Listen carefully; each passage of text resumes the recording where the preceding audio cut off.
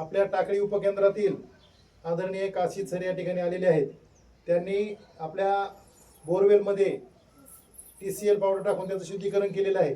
तर मी त्यांना विनंती करतो की ही पूर्ण प्रोसेस काय आहे, आमच्या सर्व विद्यार्थ्यांना आपण त्याची माहिती द्यावी, आपल्याला विनंती आहे सर. हो. मी विशाल काशीद, प्राथमिक आरोग्य केंद्र कोर्टे अंतर्गत उपकेंद्र टाकळे येथे आरोग्य सेवक म्हणून कार्य येते. उपकेंद्र टाकळे अंतर्गत खातगाव गाव येते, त्या अंतर्गत आपलं गाव येते आहे. आणि आपल्या सरांनी सांगितले, बोडकर सरांनी सांगितले की आमच्याकडे बोरवेल आहे, ते पाणी पिल्यानंतर जरा थोडंसं जुलाबाचा त्रास वगैरे होतोय आणि मुलांना पोटदुखी होते, तर त्याचं शुद्धीकरण करायचं होतं. तर सरांना ठीक आहे म्हटलं करूया. मग आपल्याला शुद्धीकरणासाठी TCL पावडर म्हणजे ब्लिचिंग पावडर लागते, पण 34% क्लोरीन असणारी ब्लिचिंग पावडर लागते. कमीत कमी 30% तरी क्लोरीनचं प्रमाण ब्लिचिंग पावडरमध्ये असावं. आणि साधारणपणे 6 इंची आणि 4 इंची असे बोरचे 2 प्रकार असतात.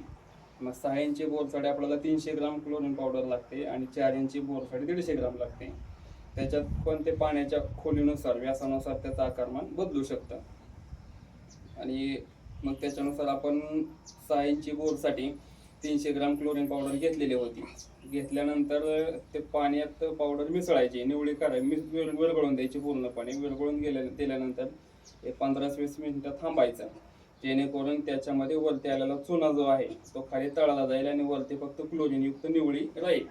मग तसं राहिल्याच्या नंतर, असा पिवळसर निवळी राहिल्याच्या नंतर आपण बोरवेलचं थोडंसं झाकण सरकवायचं की जेणेकरून आपल्याला ते द्रावण निवळी त्याच्यामध्ये ओतून डायरेक्ट ते पाण्याच्या संपर्कात येईल. मग तसं झाल्यानंतर मग ते झाकण सरकवायचं आणि वरची फक्त निवळी त्याच्यामध्ये ओतायची पाण्यामध्ये, जेणेकरून ते क्लोरीन फक्त त्यात मिसळलं जाईल पाण्यात आणि पाणी शुद्ध होईल. आणि चुना जो येतो खालचा तो आपण फेकून द्यायचा बाहेर, जेणेकरून कोणा ते अडचण येऊ नये काय गुंतून त्याच्यामध्ये. तसं झाल्यानंतर शुद्धीकरण प्रक्रिया ही झाल्याच्या नंतर साधारणपणे 12 तास मध्ये ते बोर किंवा चालू करायचं नाही, जेणेकरून ते आपण मिसळलेलं द्रावण आहे ते पूर्ण पाण्यात त्या बोरच्या मिसळलं जाईल आणि एकरूप होऊन जाईल.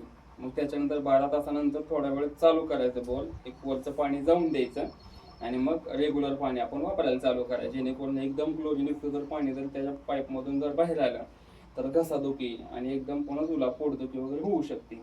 त्याच्यासाठी 2 दिवसानंतर ज्यावेळेस चालू कराल त्यावेळेस थोडंसं सुरुवातीचं पाणी एक जाऊन द्यायचं फ्लो, आणि क्लोरीनचा वास कमी झाल्याच्या नंतर मग रेग्युलर पाणी वापरायला चालू करायचं.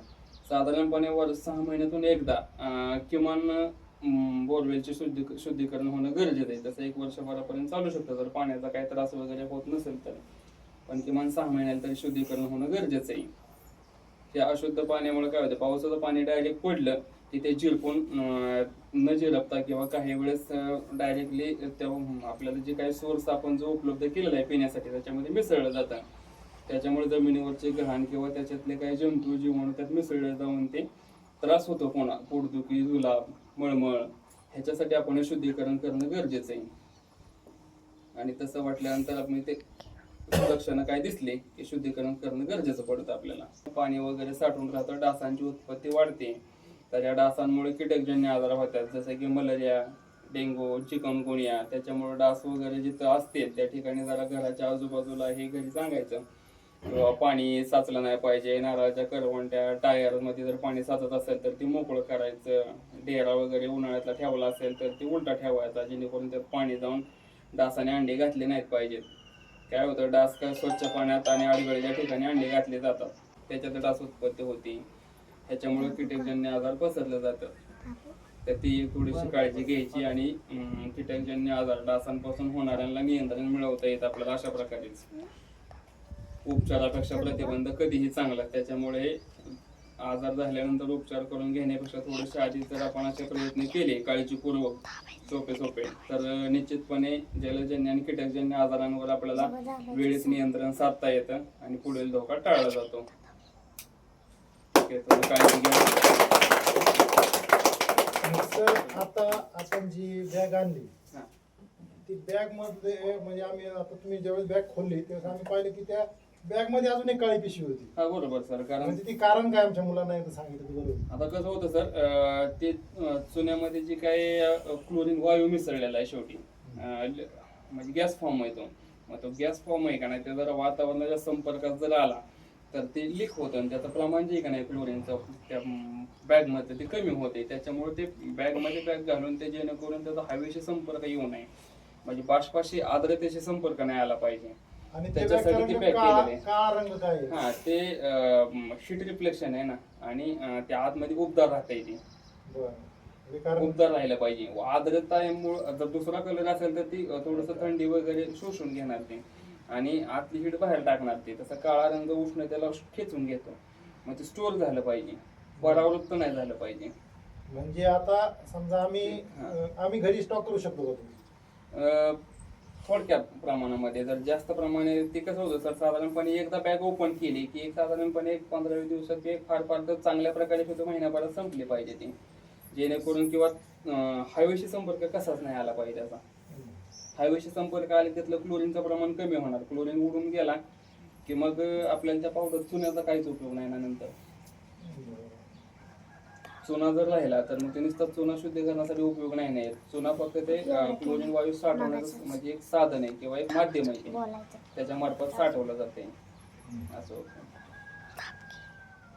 त्याच्यामुळे ते एवढं पॅक केलं जातं आणि परावृत्त आणि उष्णता म्हणजे साठवून राहिल्या पाहिजे. तुम्ही ज्यावेळेस पावडर मिक्स करत होता त्यावेळेस काठीनं मिक्स करत होता आणि ठराविक अंतरावर तुम्ही ते घेऊन फिरवत होता असं. हा, बरोबर. त्याचं काय कारण आमच्या मुलांना? आता जर ते काय होते, जर आपण त्याच्या संपर्कात गेलो तर त्या क्लोरीन मुळे किंवा ब्लिचिंग पावडर मध्ये जर अंगावर उडालं तर ते कपड्याचा कलर नाहीसा करतं आणि बोळ पडले जातं. कपड्याची जी क्वालिटी ते लूज करतं, त्या जागेवर असं छिद्र पाडले जातात त्याने. मग ते कपडे खराब होण्यात म्हणून आपण ठराविक अंतर ठेवून ते मिसळतोय त्याच्यामध्ये आणि काठीनेच मिसळतो, कारण ते उष्णता राहते आणि त्याच्यामध्ये हात जर घातला आपण तर ते हाताला वाजू शकतं जरा थोडंसं, किंवा हाताचं नंतर कातडं जाणं वगैरे अशा घटना घडू शकतात पुन्हा.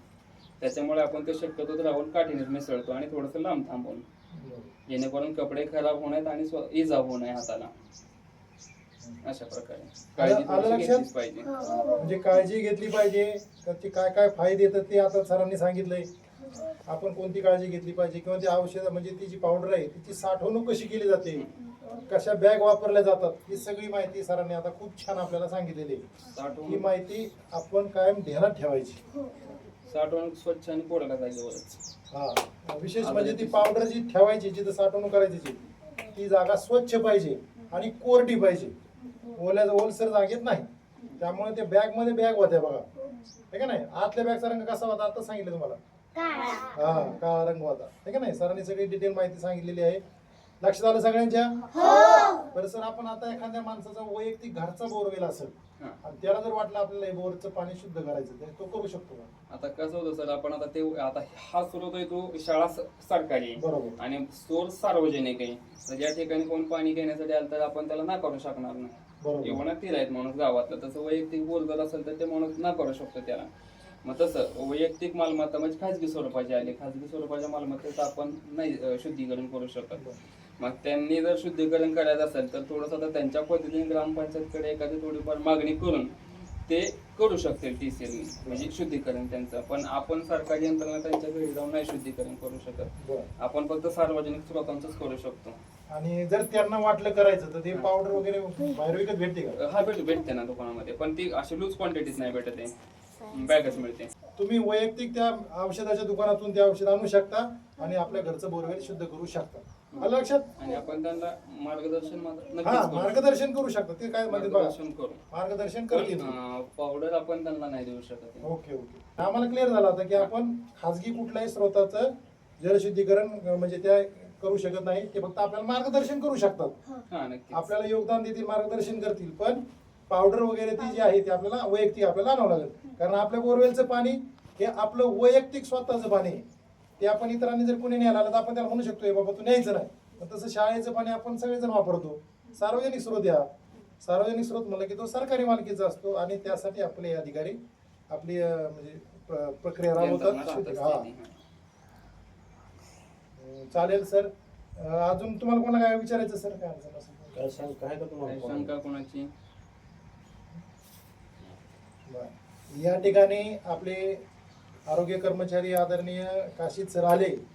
त्यांनी आपल्या बोरवेलमध्ये पूर्ण प्रक्रिया करून व्यवस्थित शांतपणे आपल्याला माहिती समजावून सांगत त्या बोरवेलमध्ये ती पावडर मिक्स करून ते त्याची ती निवडी तिचं ते वर नितळून आलेलं वरचं पाणी व्यवस्थित टाकलं आणि आपल्याला सर्व व्यवस्थित माहिती सांगितली त्याबद्दल शाळेच्या वतीनं आपण पुन्हा एकदा त्यांचं जोरदार टाळ्या वाजवून आभार मानूया.